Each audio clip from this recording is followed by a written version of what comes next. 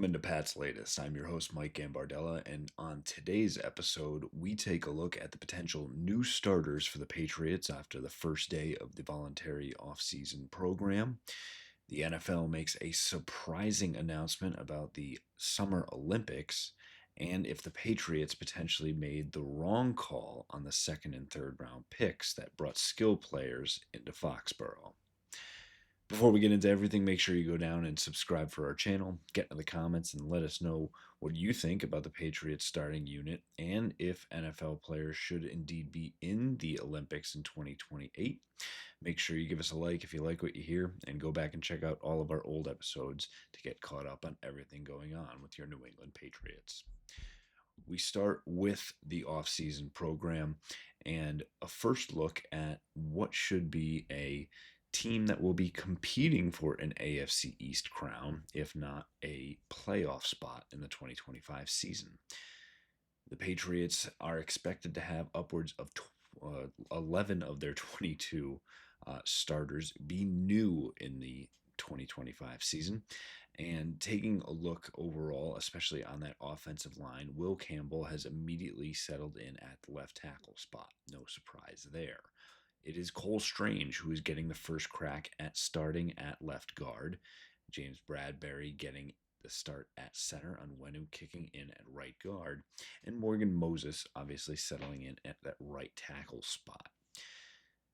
The Patriots will need that offensive line to ensure that they can protect Drake May, who had an up and down go of it through the team practice, actually threw 4 interceptions, two coming off of batted balls and miscommunication. But it shouldn't be a surprise as some of these things will come across because the defense that he's going up against, especially with Christian Gonzalez out there as well, is going to make things difficult. In the end, I think it will be a very helpful thing for Drake May to compete against a staunch unit. But there was some online chatter as well of Drake May behind the 8 ball and things of that nature. Do not read into those things. This guy is going to take some time to get used to those around him, but at the end of the day, will really be able to take off because of not only the additional talent on the offensive side of the ball, but with the additional talent on the defense, making life harder, but will make things easier when they start matching up against other NFL foes. Additionally, a quick look at the top wide receivers, who is actually Pop Douglas, Kendrick Bourne, and Keyshawn Booty. Mainly because Stephon Diggs is not fully cleared and out there yet. Jalen Polk, additionally, not there because of a limited practice, and Mac Hollins as a non participant quite yet. Expect Kyle Williams to get up to speed and start getting into that rotation. Additionally, a big one, quite literally, as well as Christian Barmore returns to the defensive tackle spot and was a full participant, so a great sign for him moving forward as well. We'll continue to track on a lot of the offseason program returns, but there have been an outstanding participation across the board for a voluntary practice. No one is required to be there, but Mike Vrabel continuously set the tone as let's have us start on the right foot and make sure everyone's there to give themselves as big a leg up as possible. Some big news coming out of the NFL and from Roger Goodell's office, as the NFL has officially approved letting NFL players participate in the 2028 Olympics, which will sponsor flag football. It is a little surprising because flag and NFL are very different. Obviously, no contact and tackling. It was a joint announcement which Roger Goodell put on with a player that is probably one of the top skill positions in the world right now and will probably be guaranteed a spot if he so chooses in Justin Jefferson. Again, it will be the potential NFL dream team, if you will. We saw with the NBA doing it a few times throughout the years, being able to get, guys out there. It has been met with a little bit of backlash because this essentially means that hundreds of amateur flag football players have seen their dreams dashed of competing for gold in the Olympics. It's difficult because there are some really talented NFL players that could immediately step onto the field and do great things. I think there could be some concerns and questions, especially at the quarterback position, where being mobile, agile, getting around, and improvisational skills probably as well become more important. Someone like Kyler Murray could actually be a much better flag quarterback than, say, Joe Burrow because of his ability to move around outside of the pocket and advance the ball as a scrambling quarterback. Again, I think that there is something to this in that you're taking an opportunity away from somebody, but only if that means the product on the field is suffering. If Kyler Murray is able to step out there and do some great things, and again, not to say that Kyler Murray will be the starting quarterback for Team USA, but this is a tough precedent. It is fun to think that you'll have some of the top players in the NFL competing for a gold medal against the rest of the world. But again, I understand, uh, do feel bad for those amateur players that had dreams of seeing that realization and getting to the Olympics that unfortunately will probably not get that shot moving forward. Some other tough news around in looking at the NFL draft. Luther Burden, the draft pick of the Chicago Bears, who was only the sixth wide receiver taken in the NFL draft, and a little surprising for a player that was at the top of many draft boards at the start of the 2025 season. He was a back to back All SEC performer, but again, just didn't have that breakthrough performance last year for Missouri. Um, the Patriots had an opportunity to draft him at number 38. Obviously, they chose to take Travion Henderson instead. And we've looked at it previously, but I think with Burden being interviewed and actually getting asked about, what he thought of sliding down, and he made it clear that he thinks teams were wrong and how they viewed him entering the draft. He was quoting to say, um, that's staying with me forever.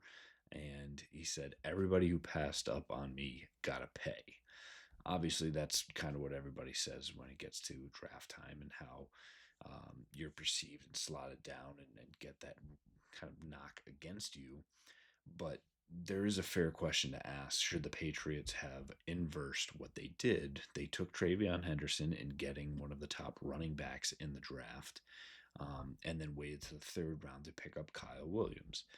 If you inverted that and say took Luther Burden at 38 instead of Travion Henderson, who would be gone by the time the Patriots picked next, the next running back off the board was Caleb Johnson for the Pittsburgh Steelers, who is probably going to step in and will at least be in a timeshare as their starting running back with Jalen Warren. Another big name that also came off in the next round was Cam Skattebo for the New York Giants. It is fair to ask whether it would be a better setup for the Patriots to have Burden and Caleb or Skattebo versus Travion Henderson and Kyle Williams. It looks like the Patriots have unearthed a gem in Kyle Williams and someone who should fit really well into their system, while additionally getting a game changer at the running position in Travion Henderson and probably fits the scheme better. And I think that's the differentiator here for it is that the Patriots both got what they see as the best player on the boards at that time. They had Travion Henderson above Luther Burden, but finding a guy that also fits in as a third down back, as a um, pass blocker as well, and able to get Kyle Williams as a former quarterback, as we talked about on yesterday's episode, fitting in very well with Josh McDaniels versus getting a Luther Burden who had some questions around him and the reason why he slipped from a first to a second round pick, and not going in and chasing that second round wide receiver like they have in recent years, whether that be going to last year with Jalen Polk or many moons ago with Bethel Johnson. It seems like an issue for the Patriots. So they are able to step away from that. I think the differentiator will be at the end of the day what Caleb Johnson and Cam Skattebo are able to do at this next level. Finally, we look at an announcement coming from the Patriots on joint practices. But the preseason, the Patriots have two joint practices set up, so an early opportunity to see how the team will stack up against others in the NFL. If you remember from last year, the Patriots actually had their first joint practice against the Philadelphia Eagles. Had Nick Sirianni early look at Saquon Barkley and Jalen Hurts and everyone who actually were in Foxborough and was actually there for those joint practice days, representing the Pro Football Network at the time, and got that early look both at Drake May and at the eventual Super Bowl champion. So it will be interesting to see this year as both the Minnesota Vikings and the Washington Commanders will match up against the Patriots in those joint practices before their preseason matchups. They will get the Commanders coming to Gillette Stadium, so Jaden Daniels obviously getting a look at him and seeing a potential all-star matchup in Christian Gonzalez versus Justin Jefferson in the Minnesota Vikings, as they will be in Minnesota when those joint practices take place. One other note in matching up against the Washington Commanders is it becomes interesting because that's the team that the Patriots very much want to emulate this season and that path forward, where you had Dan Quinn last year as a quote unquote retread head coach, a guy that went and restocked his value as a defensive coordinator with the Cowboys before getting another shot at becoming a head coach, getting a young first year young quarterback at the position, Jaden Daniels, obviously for Drake May, and Mike Vrabel taking a step back, looking at that quote unquote, again, retread head coach guy getting a second opportunity coming through, an improved defense, and surrounding that young quarterback with a lot of talent. You can see a lot of the similarities at what Washington did last year to what the Patriots potentially have in front of them this year, and nothing more evident than going from only winning 4 games last year to now being favored to win 11 of their 17 games. Again, we are a ways away from actually seeing some real football taking place, but we'll continue to break down everything that takes place in the offseason program and every other piece of news and info that takes part for your New England Patriots. We'll continue to break it down here for you. To make sure you get all that latest news, make sure you go and subscribe for the channel. Give us a like if you've liked what you heard. Go back and check out those previous episodes to find out about the background on Kyle Williams and his quarterback journey, among everything else going on with the Pats. And we will continue to have everything here for you. Fight on, Foxborough.